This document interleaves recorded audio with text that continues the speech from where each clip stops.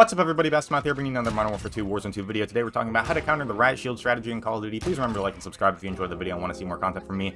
Also, join the Discord server, link is in the description. We play games together, it's a great time. Real quick before we get started, I do not hate players that use the Riot Shield. It is a weapon that is in the game. What I do dislike though is when I hear players complain about another player using the Riot Shield as if there's nothing they can do about it, when Riot Shielders are basically a one-trick pony and rely on throwing you off your rhythm and timing of how gunfights usually work with other people holding guns, and take advantage of that confusion and close the distance to get non-skill kills. So we're going to be going over some scenarios where I was in a game against a Riot Shielder and I had to deal with them in a variety of different ways, in a variety of different scenarios, and we're going to be covering all those and exactly how I got out of them, and a couple where he actually got me and what I could have done better to get out of the situation. I'm also using the MCP, which is probably not the ideal weapon to be using against a melee Riot Shield player, but I chose that specifically because to me it shows the idea that this is more of a concept strategy tactic type of approach rather than, oh, you need to use a specific weapon to counter this. We're going to start off here with the easiest scenario. When the Riot Shielder doesn't see you, you take an angle and try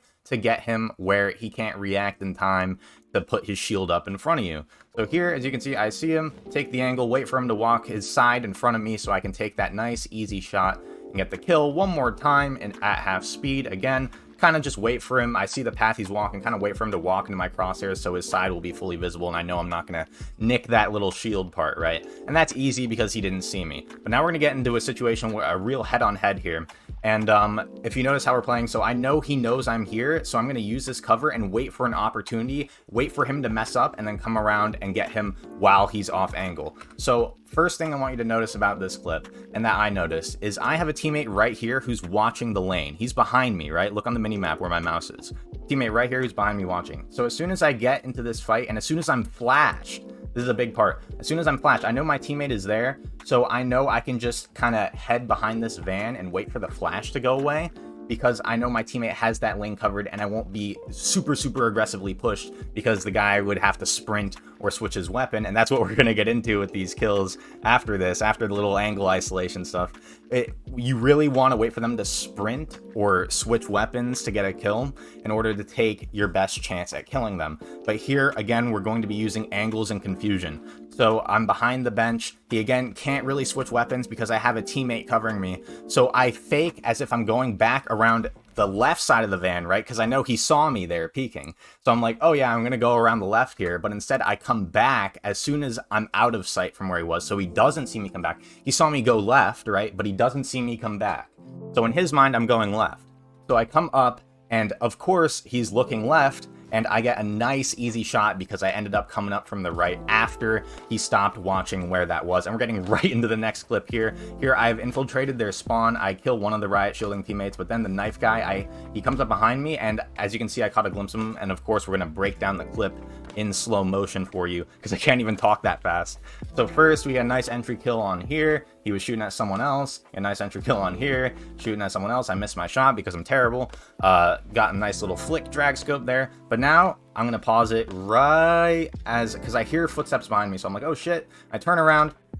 Look at that. I can see him in the corner of my vision. And if you don't play with FOV, please do. I can see him right here in the corner of my vision. What is this melee player going to do? This Riot Shield guy has a knife as his secondary. He can't shoot me. So this is what I'm saying about they're a one-trick pony. They only have so many options. What's he going to do? Rush me? Probably, because there's literally nothing.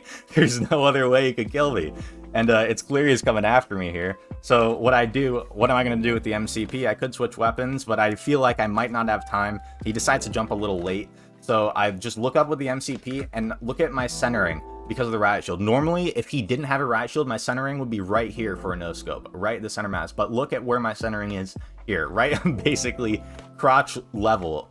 So where I can hit the most exposed part, that's a lethal shot, right? I'm trying to hit right in his crotch, basically, because a leg shot isn't a kill, right? So I take a shot, and again, that is some RNG, right? But it's also because I thought about the situation and set myself up for the highest possible potential kill, and it ended up working out. There are situations where that could have not worked out, but because of the way I played it, I set myself up to where it could work out.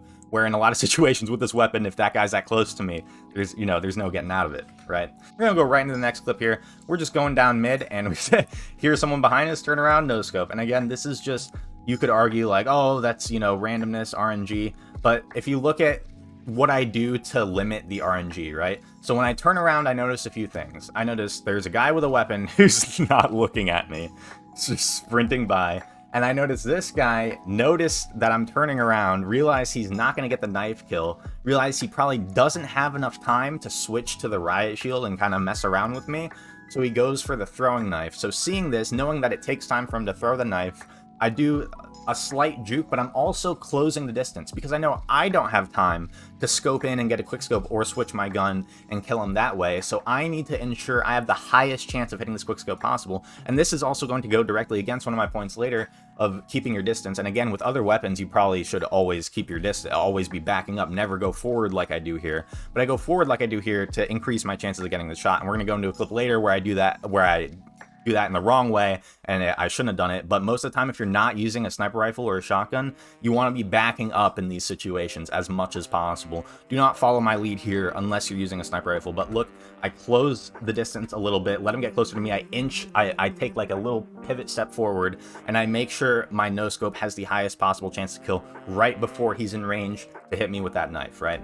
So we're going to be going again to the next clip, another scenario right here where this is an example of using information, right? And there's not a lot of context here because this video is already going to be pretty long.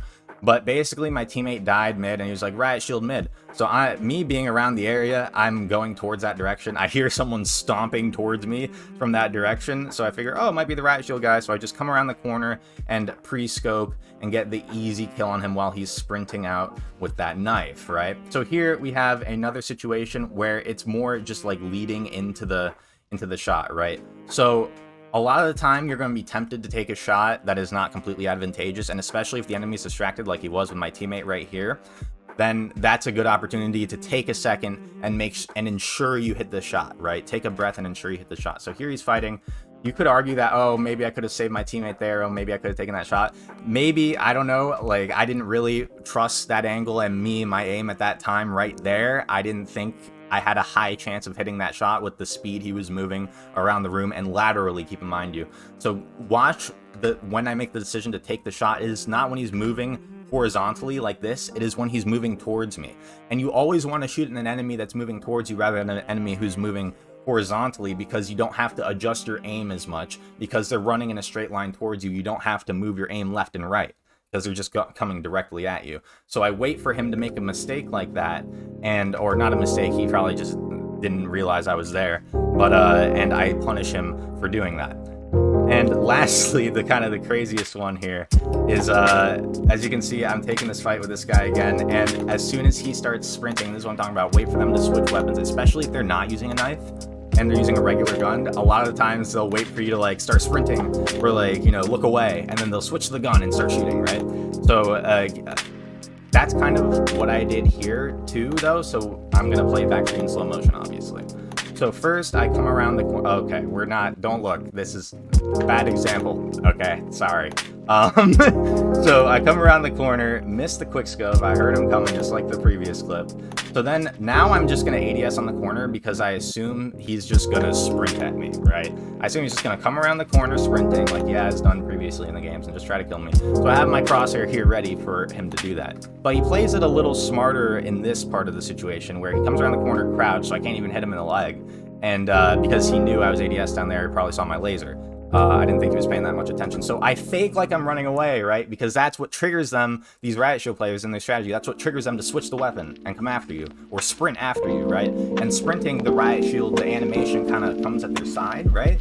So it opens up their body to be hit more. And but here I actually switched to my secondary because I felt like he would just crouch and turtle, basically. If I tried to hit him with a quickscope, I don't think I would have had enough time. So I switched to my secondary right as I turn around to pretend like I'm running away or doing something else. and that is what catches him completely off guard as he is sprinting, and I'm able to line up a nice, easy headshot for the kill, and then we're gonna skip that part. Yeah, that is not a good example of good sportsmanship. Okay, so we're gonna go into some situations here where he killed me. So here, me and my teammate get flanked by a riot shielder. I get hit with the riot shield, so I start putting some distance in. Then I mess up here and start getting closer to him while he has a knife for no reason. And we're gonna explain just how stupid I am in this clip right here in slow motion. So I don't miss. I hit the riot shield. I turn around. Okay, he's really coming after me. He's coming after me with the knife. So I turn around. This is good. So what I should have done right here is maybe the Desert Eagle or even the sniper, I just keep backing up, hold it here, and hold the angle with my crosshair on. But instead, what I decided to do, for whatever insane reason, is I decided to move forward closer to the guy with the instant kill knife and basically present myself to him to be killed. So yeah, don't do that. Another big, they love buildings, obviously, for, you know, you can guess why.